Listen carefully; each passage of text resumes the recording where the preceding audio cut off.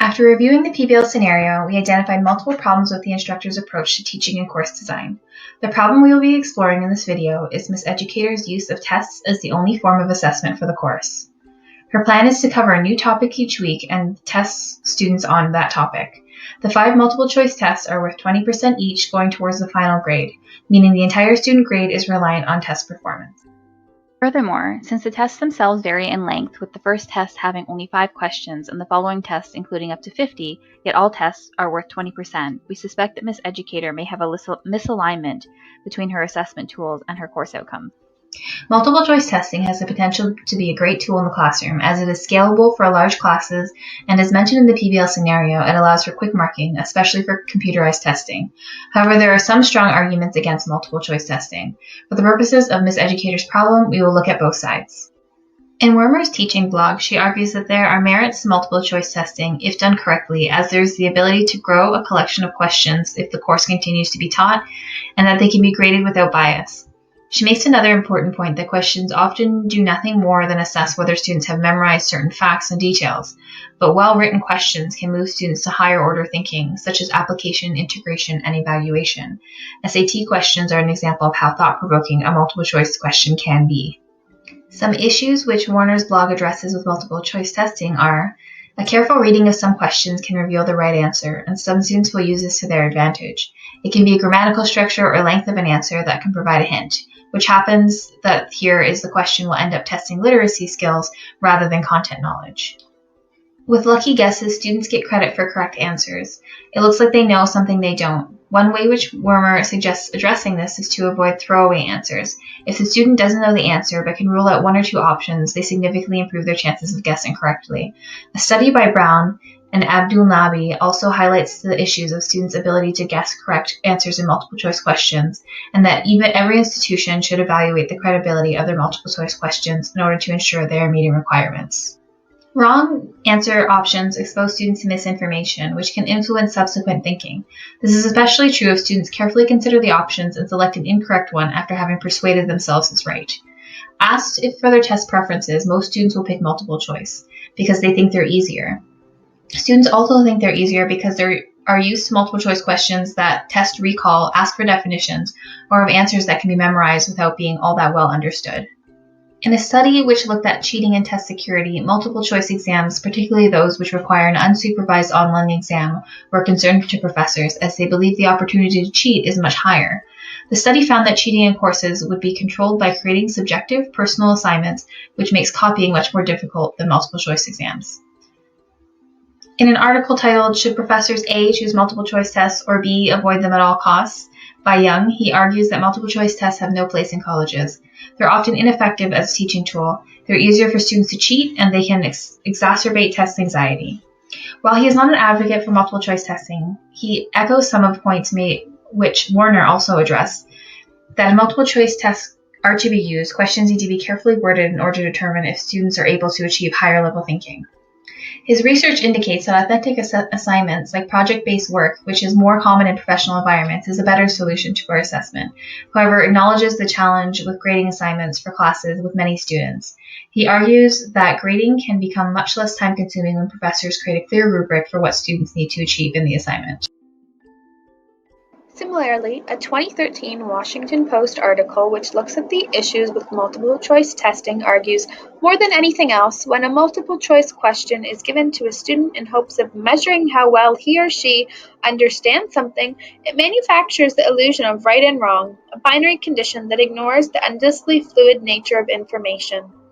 Here's a gander at the issues with various decision questions, composed by Terry Hick, educational chief at TeachThought, an online stage that investigates advancement in instruction. Burdens of multiple choice questions include: while they are quick-handled, they are tedious to make. They expect time to draw up compelling STEM questions and relating decisions. 2, they don't deliver any subjective information, exclusively quantitative. 3, they limit the respondent in his answers. That is the reason it is critical to give an other alternative with a text box. Based on these findings, one of the major issues with the use of only multiple choice questions is that it limits the miseducator's ability to provide a fair assessment, as not all learners are equally able to demonstrate their knowledge through this medium.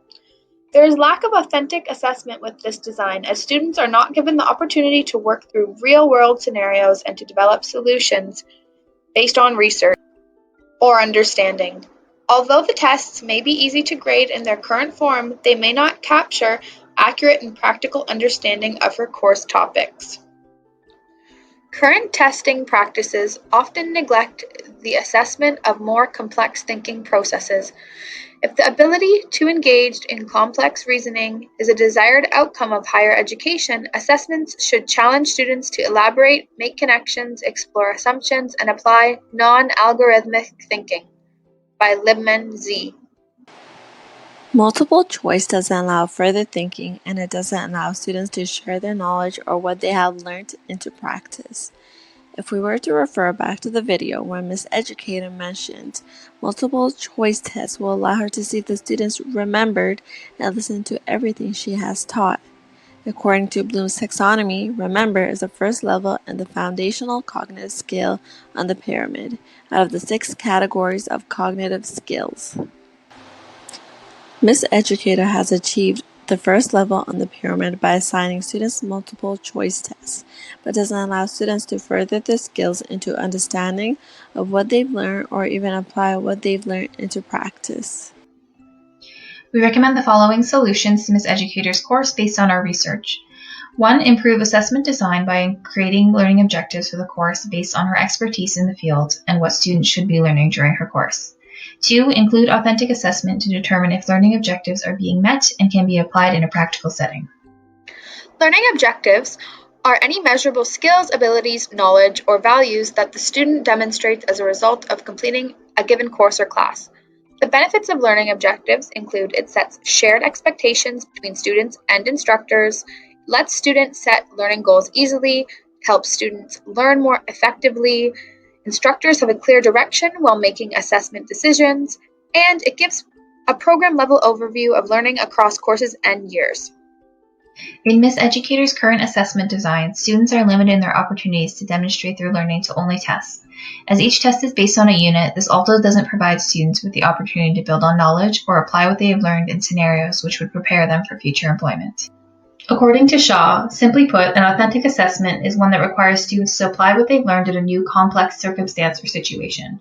Typically, this can take 1 to 2 forms: a real-world assessment that require students to engage in actual situations in their field, or realistic assessments that are relevant by nature, but students engaged in simulations that mimic the real world. By not providing students to authentic assessments, Miss Educator is not providing students with the opportunity to apply their knowledge in a practical setting. An additional outcome of authentic assessment is that it's better equipped students to finish their educational experience with their ability to apply their skills in a non-academic setting.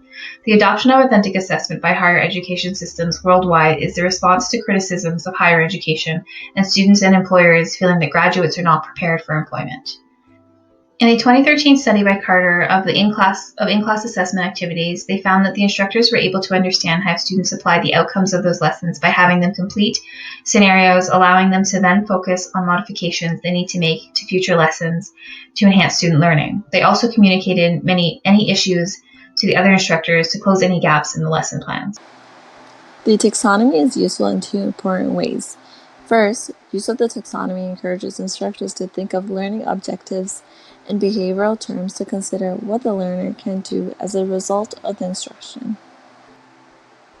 Setting learning objectives with the usage of Bloom's taxonomy allows the instructor to set goals for herself and the students.